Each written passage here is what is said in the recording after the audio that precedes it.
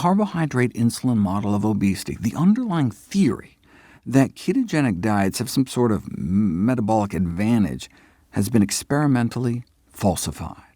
The keto diet's proponents' own studies showed the exact opposite. Ketogenic diets actually put you at a metabolic disadvantage and slow the loss of body fat.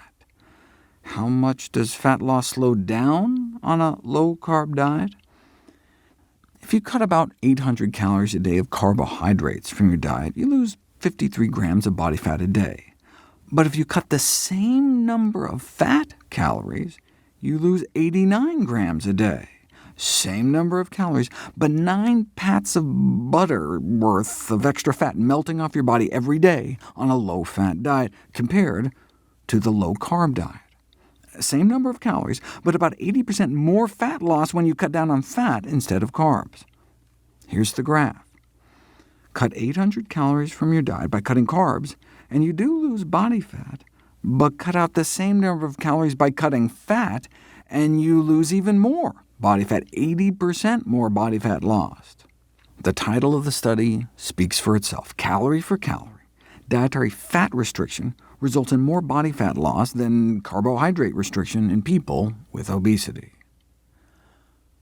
But just looking at the bathroom scale, though, would mislead you into thinking the opposite. After 6 days on the low-carb diet, study subjects lost 4 pounds. On the low-fat diet, they lost less than 3.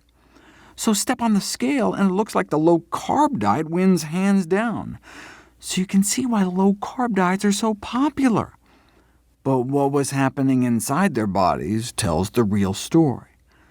The low-carb group was losing mostly lean mass, water and protein.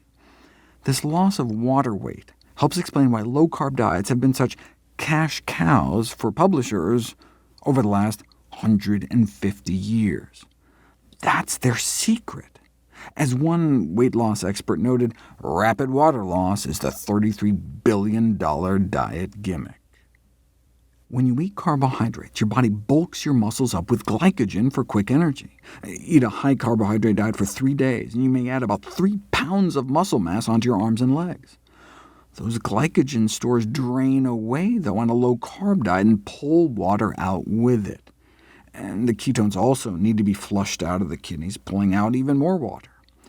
On the scale, that can manifest as 4 more pounds coming off within 10 days, but that all can be accounted for in water loss. The bottom line, keto diets just don't hold water. But the thrill of seeing the pounds come off so quickly on the scale keeps many coming back. When the diet fails, the dieters often blame themselves.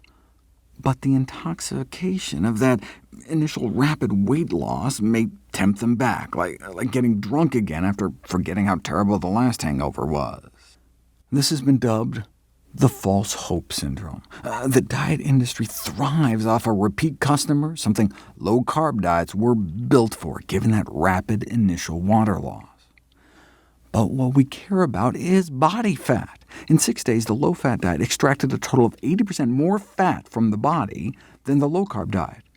That's not just one study. If you look at all the controlled feeding trials, where researchers compared low-carb diets to low-fat diets, swapping the same number of carb calories for fat calories, or vice versa, if a calorie is just a calorie, then all the studies should have crossed that zero line in the middle, and indeed, 6 did. One study showed more fat loss on a low-carb diet, but every other study favored the low-fat diet. More loss of body fat eating the same number of calories. Put all the studies together, and we're talking 16 grams more daily body fat loss on the low-fat diets. That's 4 more pats of butter melting off your body on a daily basis. Less fat in the mouth means less fat on the hips, even taking in the same number of calories.